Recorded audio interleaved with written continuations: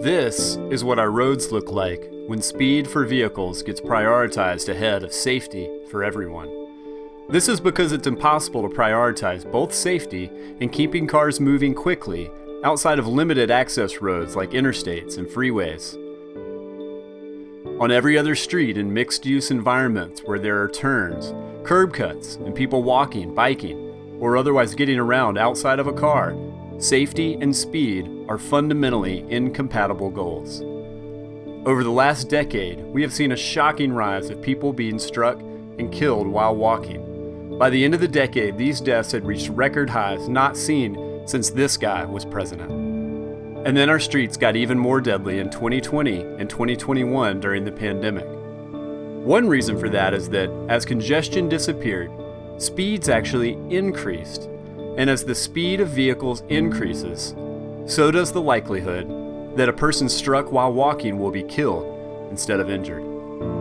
All that congestion, which states will spend billions to try and eliminate, was potentially keeping traffic deaths in check to some degree. It is possible to balance speed and safety by removing all the people outside of vehicles, as we do with interstates. But when that's not possible, like on every other type of street, transportation agencies have to choose: prioritize speed or safety. To help control speeds, everyone immediately thinks, just lower the speed limits, right? But speed limits on their own are actually less influential than most people think, and the way we set speed limits is completely backwards. We don't design a street so that people will drive a certain desired speed. Instead, we build a street and then set the limit at a speed where only 15% of drivers are exceeding it. If too many people are speeding, the most common response is to just reconsider the speed limit. But we rarely adjust the design of the street to encourage slower speeds. A more holistic approach to safety uses design to shape driver behavior by giving them numerous visual cues to slow down, while creating safer infrastructure meant to serve everyone outside of vehicles. So how do various design decisions shape the behavior of drivers to encourage speed or safety? Streets with overly wide lanes allow room for mistakes and encourage driving at higher speeds regardless of the posted speed limit.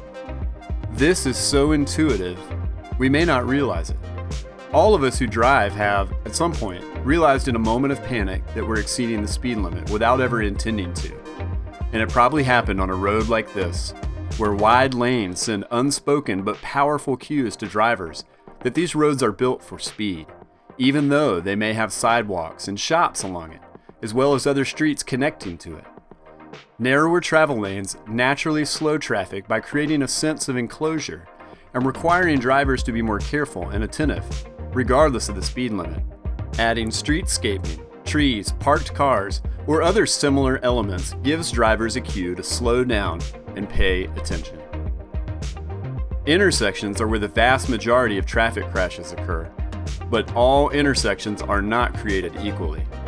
Many streets lack basic essentials like curb ramps and high visibility crosswalks. Some may have crosswalks on only 3 sides rather than all 4. And wide, sweeping corners significantly increase the distance people have to cross and encourage high-speed turns. This street here is actually only 2 lanes wide, but the added extra wide right turn lanes on either side, added to encourage greater speeds and avoid delay for drivers, makes it more like crossing a 6-lane road. Signalized, high-visibility crosswalks slow drivers down and make them more aware of people. This helps prioritize the safe movement of people in the intersections rather than getting vehicles through them as fast as possible. The distance people have to cross can be shortened by extending the curbs using bulb outs or curb extensions. This also helps make the turns narrower, which forces cars to slow down while making a turn. Long distances between intersections encourage higher speeds with fewer reasons to slow down.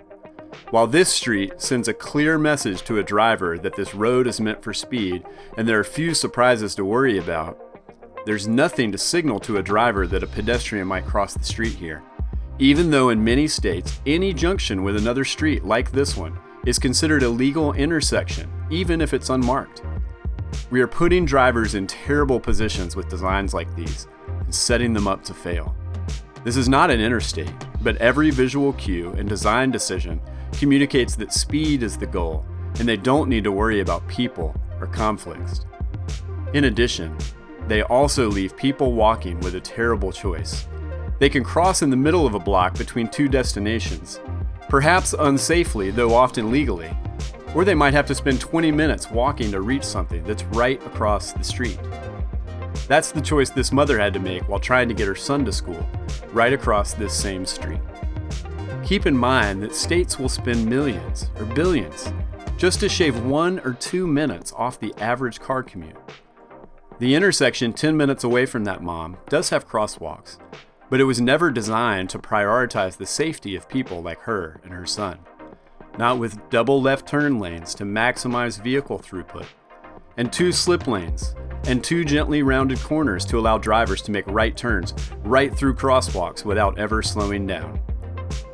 Decreasing the distances between intersections helps reduce those speeds, and adding safe, signalized crossings where people already want to walk might add a few seconds to the average vehicle trip through a corridor, but this is precisely what it looks like to deprioritize speed in favor of safety. Lastly, right turn slip lanes exist for one reason and one reason only: to keep vehicles from slowing down on right turns, and they are incredibly dangerous for people walking. They exist because traffic engineers realize that cars turning right, even on a green light, have to slow down, producing dreaded congestion and delay. So to prioritize speed, traffic engineers started adding lanes that allow drivers to make right turns without being required to slow down or stop. Slip lanes make intersections wider than they should be, requiring longer crossing distances, and they put people crossing the street right smack in the path of drivers who are not slowing down. But cities, and especially states, keep building them, because moving vehicles quickly and without delay is the outcome that they actually prioritize ahead of safety. Eliminating slip lanes in favor of right-angle turns produces slower, safer turns and shorter crossing distances for people.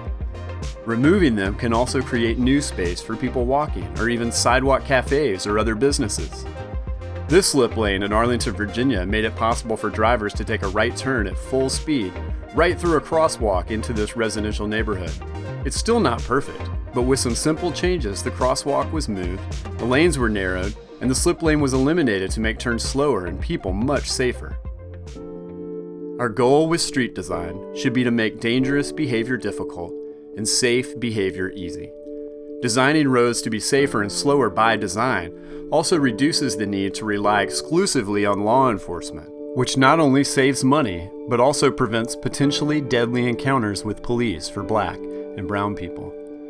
We will continue in this Groundhog Day loop of ever-increasing deaths of people on foot until we finally unwind this deeply embedded, invisible, yet powerful emphasis on speed. It is completely incompatible with safety.